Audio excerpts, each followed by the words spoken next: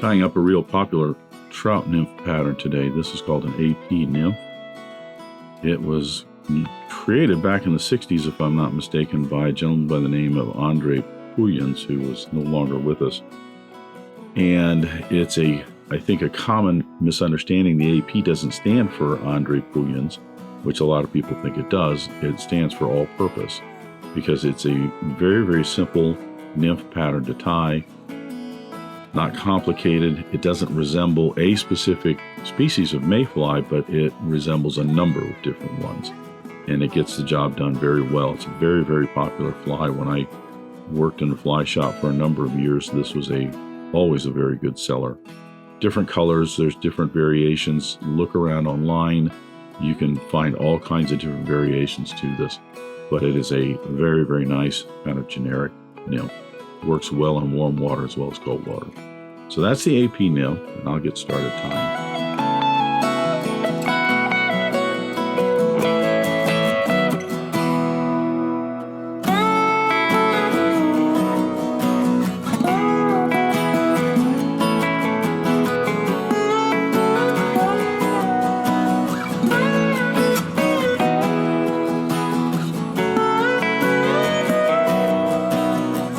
Start the AP Nymph with my hook on the vise. This is a Mustad 3906B. It is just a little bit longer standard nymph hook. You could actually even go with like a 9671 on this. You wanted the nymph to have just a little bit longer body to it. That's up to you. We're going to add some weight, so I'm not that concerned about a heavy wire hook. Sinking this, we're going to control that more or less with the weight. So the first thing I'm going to do is actually attach the weight. I'm using a lead wire. This is a 2/1000th of an inch lead wire. I'm going to attach that right about the center of the hook shank, and I'm going to put 8 wraps in.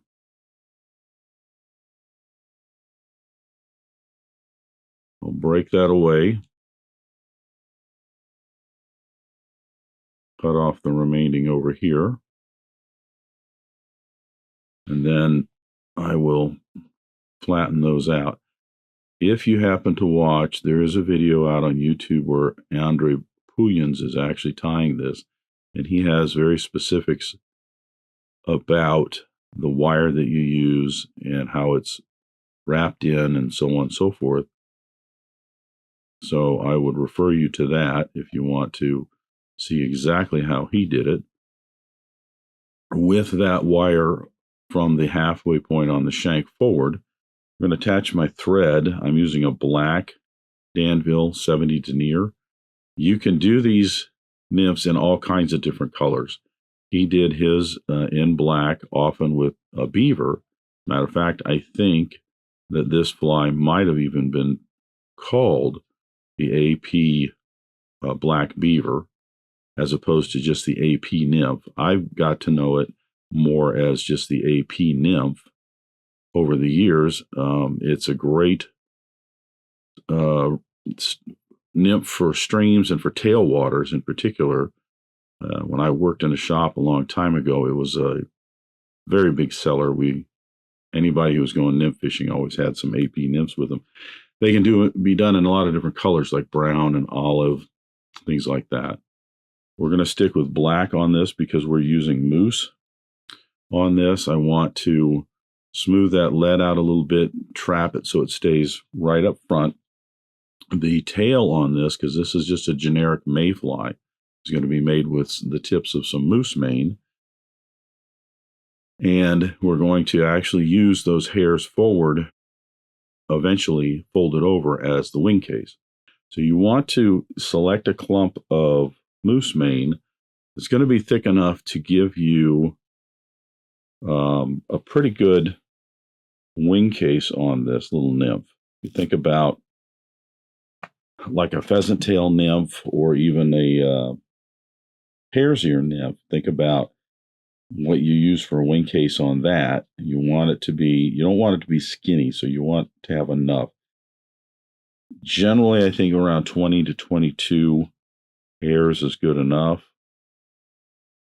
Something about like that. Doesn't have to be. This is a size 10 hook, by the way, so it doesn't have to be huge, but you want to make certain that you're going to have enough right here. This is where we're deciding how much to have, so that when that's folded over, you've got a nice pronounced wing case.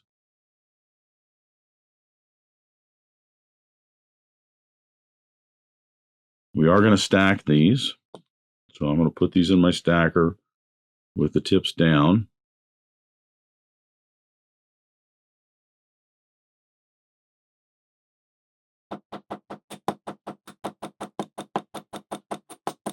That's a woodpecker outside. I've got these all stacked.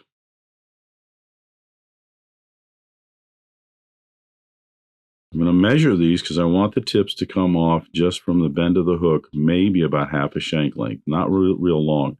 Again, this is kind of a generic Mayfly pattern. They have usually anywhere from 2 to 4 filaments coming off the back, that some are longer, but most of them are only about half a hook shank long. They're not very long off the back. I'm going to get this in position here and then transfer this over to my left hand. Coming forward with my thread, I'm loosely wrapping this about halfway down those thread wraps, and I want to make certain this stays up on top here. And I'm not really putting a lot of pressure to tie that down tight. Because of the fact this is holding onto the tail, I find it's easier to wrap forward. We're going to want that right about there so that we can add the thorax in here. Then I'm going to bring my thread down along the moose mane, keeping it on top of the hook shank. I'm going to get down to the very end of the shank, which is about halfway between the point and the barb. I do not want to go down the bend because I don't want this pointing in a downward direction.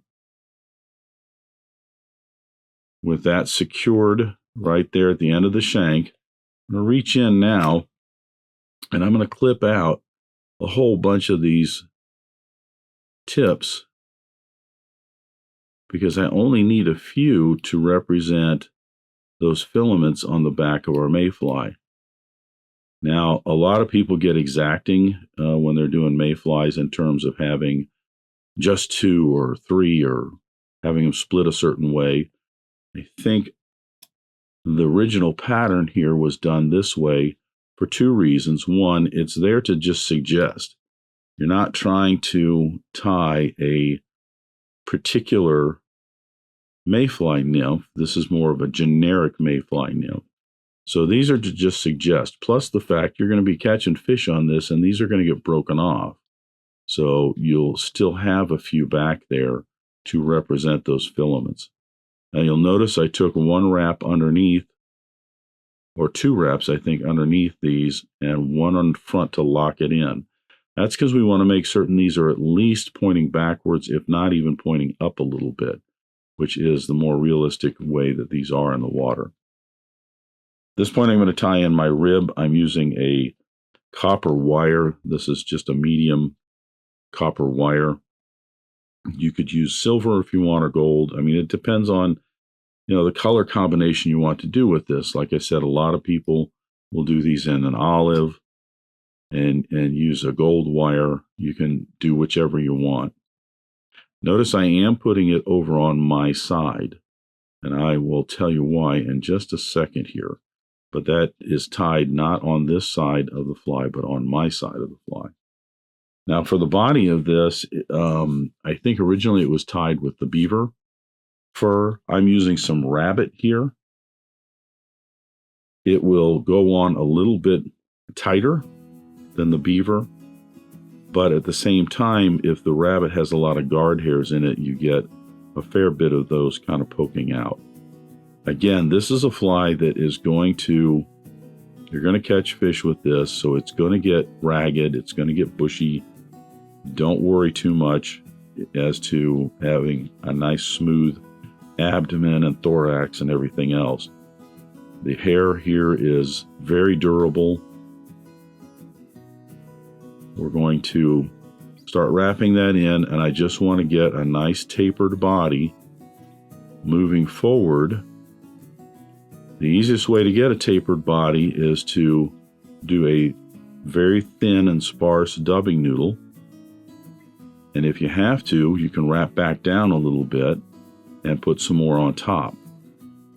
I like this process better than trying to figure out the right amount so that I only apply it in one step, for two reasons. One, I have better control over that taper, and two, now I actually have a few wraps that are on top of the dubbing, and it secures it in better. I'm going to pull these hairs back, and I'm going to come in and put just a couple wraps right in front. That's just to secure the abdomen portion and get ready for the thorax, and now I can put the rib in. The rib is tied on my side so that the very first wrap of this rib comes down underneath the tail, and it just helps to support the tail pieces right here sticking up a little bit better. If I tied it in over here, the first wrap would come underneath and around. This just aids in keeping those standing up a little bit better. You generally get about 3 to 4 wraps of that rib. Again, don't worry about making this too thick, the body and everything, because this is going to get eaten, and it's going to get torn up as time goes by. I anchor that wire in. I'm going to turn my fly upside down. I'm going to spool my bobbin up to the fly to help brace it as I basically fatigue that wire off. At this point, Mr. Puyens likes to put in first application of head cement, and that's just to help secure the fly a little bit more. So we're going to go back to our dubbing here, and we're going to, again, do a sparse but long noodle, maybe 3 to 4 inch noodle, and we're going to do the thorax. You want the thorax to be, eventually it's going to be kind of thick. A little bit of a football shape to it. My preference is to get a 3 or 4 inch noodle like this, and holding these hairs back, I'm going to wrap down forward, not quite to the eye, maybe half an eye length behind it, and then wrap backwards. This allows me greater control to make certain I have that space between the thorax and the abdomen filled, and it allows me to then finesse that as I get that thorax nice and thick the way I want it. There's some of those guard hairs kind of sticking out. At this point, I'm going to notice my thread is not right up behind the eye of the hook. I'm still a little bit behind. I'm going to fold over those hairs for my wing case. Make certain they stay on top and they don't wrap around.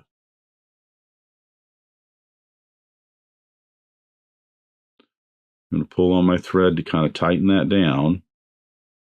And then I'm going to put a few more wraps in just to secure that and tighten that down. You're going to take 3 of similar diameter hairs, and you're going to fold them back on each side. I like to fold one set back, put a few wraps in there to kind of jam them backwards.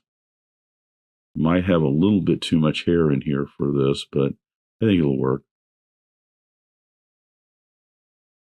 Get 3 more on the other side. Same thing, a few wraps there, kind of jam those backwards. Get some nice pointed scissors, and we're going to trim off the rest of the moose mane. You don't have to do this in one sweep. If it's easier to get in there and do it in a couple. But some really, really nice pointed scissors are a major plus here. Keeping those on the sides here, we're going to wrap down behind the eye of the hook, wrapping backwards to cover up the butt ends of that moose mane. And we're going to keep wrapping back a little bit, jamming those legs in a rearward direction. This is the second place where we're going to put some head cement on here.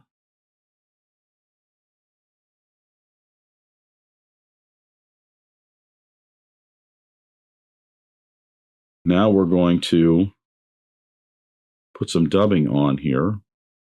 The reason we put the head cement on now is because once we do a little whip finish with this dubbing up front, we won't have really room for it. Although the fly tight that I use will soak down in there without matting down all this dubbing. But that's just the way that traditionally this is tied. Now you just need a very, very sparse noodle right here, because all we want to do is cover up these thread wraps right here just a little bit. See, I have too much. I got too busy talking and not thinking about what I was doing.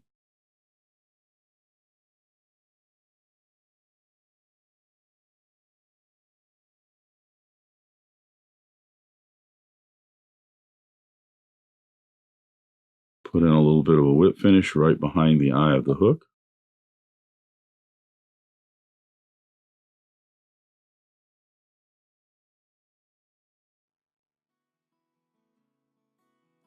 And since we've already done the head cement, we don't need more.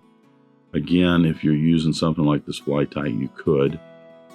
The last thing is to take the legs on both sides, bring them upwards just a little bit, and collect them together. Put your scissors underneath. We want to make certain we're trimming these the same length.